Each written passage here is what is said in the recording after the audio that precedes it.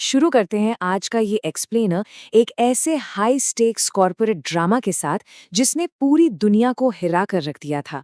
Adani group पर America में चल रहे बड़े और गंभीर लीगल केसेस अचानक और हमेशा के लिए बंद हो गए हैं। चलिए इस पूरी घटना को एक फाइनेंशियल रिस्क डोजियर की तरह खोलते हैं और समझते हैं कि आखिर पर्दे के पीछे क्या खेल चल रहा था। तो आज के इस विश्लेषण में इन मुख्य बिंदुओं पर चर्चा होगी। पहला, ये अरबों डॉलर का संकट। दूसरा, क्षेत्राधिकार यानी ज्यूरिसडिक्शन की लड़ाई।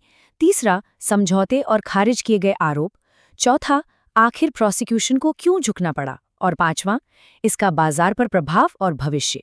आगे बढ़ते हैं। भाग 1, अरबों डॉलर का संकट। आइए इसके शुरुआती जोखिम का विश्लेषण करते हैं। अब देखिए, शुरुआती आरोप और आखिरी नतीजे के बीच का अंतर ना वाकई हैरान करने वाला है। एक तरफ डिपार्टमेंट ऑफ जस्टिस के वो संगीन क्रिमिनल फ्रॉड चार्जेस थे। आरोप था कि 12 गीगावाट के इंडियन सोलर प्रोजेक्ट के लिए लगभग $265 मिलियन की रिश्वतखोरी हुई। और दूसरी तरफ फाइनल आउटकम क्या निकला? अचानक से परमानेंट डिसमिसल विद प्रेजुडिस और अलग से सिविल फाइन्स। एक ऐसी कानूनी लड़ाई जो शुरू होते ही सीधे अपने अंजाम तक पहुंच गई। सवाल उठता है, इतना बड़ा उलटफेर हुआ कैसे? भाग 2, क्षेत्राधिकार की लड़ाई। यहीं से अमेरिकी पहुंच का कड़ी टक्कर से विरोध शुरू हुआ। इस पूरी कानूनी लड़ाई का सबसे बड़ा और बुनियादी बिंदु यही एक सवाल था, क्या अमेरिका सच में विदेशी सौदों की पुलिसिंग कर सकता है? मतलब यूएस सिक्योरिटीज लॉज का अपनी सीमा से बाहर यानी एक्स्ट्रा टेरिटोरियल एप्लीकेशन इस केस का सबसे विवादित हिस्सा बन गया था। इस डिफेंस आर्ग्यूमेंट की गहराई को थोड़ा आसान भाषा में समझते हैं।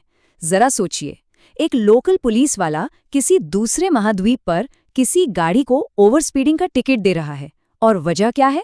वजह यह है कि उस गाड़ी में अमेरिकन टायर्स लगे हैं। सुनने में बड़ा अजीब लगता है ना? बिल्कुल यही तर्क डिफेंस ने कोर्ट में पेश किया कि अमेरिका का दखल इस मामले में बिल्कुल गैर जरूरी और बेबुनियाद था। सुलिवन एंड क्रॉमवेल जैसी टॉप अमेरिकन लॉ फर्म्स ने इसके खिलाफ बहुत कड़ी दलीलें दी। उन्होंने कोर्ट में बिल्कुल स्पष्ट किया कि भाई, प्रतिवादी और जारीकर्ता दोनों भारतीय हैं। जो भी गतिविधि हुई वो पूरी तरह से सिर्फ भारत में हुई। सिक्योरिटीज किसी भी यूएस एक्सचेंज पर ट्रेड ही नहीं हुई। और सबसे बड़ी बात, किसी भी निवेशक का कोई नुकसान नहीं हुआ, बल्कि सारे बॉन्ड दायित्व समय पर पूरे किए गए। तो फिर इसका अमेरिका से सीधा और ठोस कनेक्शन बन कहाँ रहा था? भाग 3, समझौते और खारिज आरोप। ये इस कहानी का एक बहुत बड़ा मोड़ था। कुछ ही दिनों के अंदर घटनाक्रम इतनी तेजी से बदला कि सब देखते रह गए। पहला, एसईसी के साथ सिविल सेटलमेंट हुआ। दूसरा, ट्रेजरी या ओफैक के साथ सैंक्शंस को लेकर सेटलमेंट। और आखिर में सबसे बड़ा धमाका, डिपार्टमेंट ऑफ जस्टिस के क्रिमिनल चार्जेस का हमेशा के लिए डिसमिस होना। इस एक झटके ने कई यूएस रेगुलेटरी इन्वेस्टिगेशंस के बोर्ड को पूरी तरह से क्लियर कर दिया। आइए अब इन आंकड़ों को थोड़ा ब्रेकडाउन करते हैं। सबसे पहले मार्केट रेगुलेटर एसईसी ने निवेशक डिस्क्लोजर्स को लेकर सिविल एलिगेशन सेटल किए। टोटल $18 मिलियन का सेटलमेंट हुआ, जिसमें गौतम अदानी ने 6 मिलियन और सागर अदानी ने $12 मिलियन चुकाए। यहाँ पे सबसे ध्यान देने वाली बात यह है कि इस पूरे सेटलमेंट में किसी भी तरह की गलती या रॉन्ग डूइंग को न तो स्वीकार किया गया और ना ही इनकार। ये बस एक कानूनी रेजोल्यूशन था। इसके ठीक अलग एक बहुत बड़ा $275 मिलियन का सेटलमेंट यूएस ट्रेजरी के साथ किया गया। ये केस दरअसल दुबई के एक ट्रेडर द्वारा ईरानियन एलपीजी को ओमानी और इराकी गैस बताकर इंपोर्ट करने से जुड़ा था, जिसमें यूएस सैंक्शंस का उल्लंघन होने का आरोप था। कॉन्ग्लोमरेट ने इस इन्वेस्टिगेशन में एक्सटेंसिव कोऑपरेशन दिया और ये भारी रकम देकर इस सिविल लाइबिलिटी को भी हमेशा के लिए खत्म कर दिया। और अब आते हैं इस पूरे एक्सप्लेनर के सबसे महत्वपूर्ण लीगल टर्म पर, डिसमिसल विथ प्रेजुडिस। इसका सीधा सा मतलब है एक ऐसा कानूनी फैसला जो किसी केस को हमेशा के लिए लॉक कर देता है, यानी इन क्रिमिनल चार्जेस को भविष्य में कभी भी किसी भी हाल में दोबारा खोला या रीफाइल नहीं किया जा सकता। डिपार्टमेंट ऑफ जस्टिस ने खुद कोर्ट से यही मांगी, जिसका साफ मतलब है कि क्रिमिनल केस अब परमानेंटली डेड हो चुका है। भाग 4, अभियोजन पक्ष क्यों झुका। आइए इस कानूनी बदलाव का मूल्यांकन करते हैं। देखिए, लीगल एक्सपर्ट्स ने शुरू से ही इस केस की बुनियादी कमजोरियों पर ध्यान दिलाया था। उदाहरण के लिए, फॉर्मर एसईसी कमिश्नर लॉरा अंगर का ये कोट बिल्कुल सटीक बैठता है।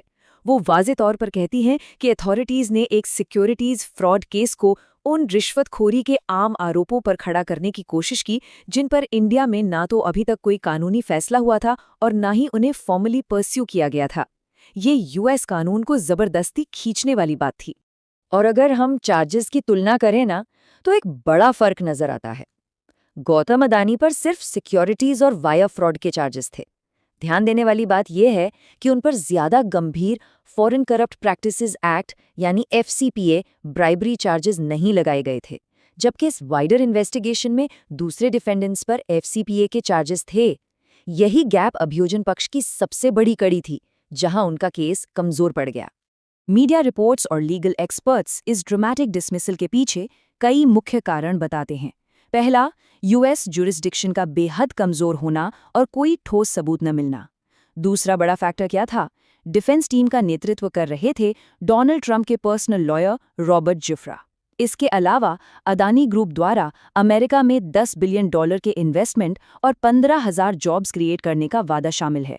ये सब आने वाले नए प्रशासन के कॉर्पोरेट प्रोसिक्यूशन से दूर हटने के अप्रोच से पूरी तरह मेल खाता है। यहाँ पर इस बात का जिक्र करना भी जरूरी है कि इस लीगल रेजोल्यूशन ने इंडिया में काफ़ी पॉलिटिकल हलचल भी पैदा की। Indian opposition leader Rahul Gandhi ने पब्लिकली ये आरोप लगाया कि ये डिसमिसल हाल ही में हुए US इंडिया ट्रेड डील से जुड़ा हो सकता है। हालांकि एक ऑब्जेक्टिव विश्लेषण होने के नाते हमारा मकसद यहाँ किसी भी राजनीतिक पक्ष का समर्थन करना या उसका विरोध करना नहीं है।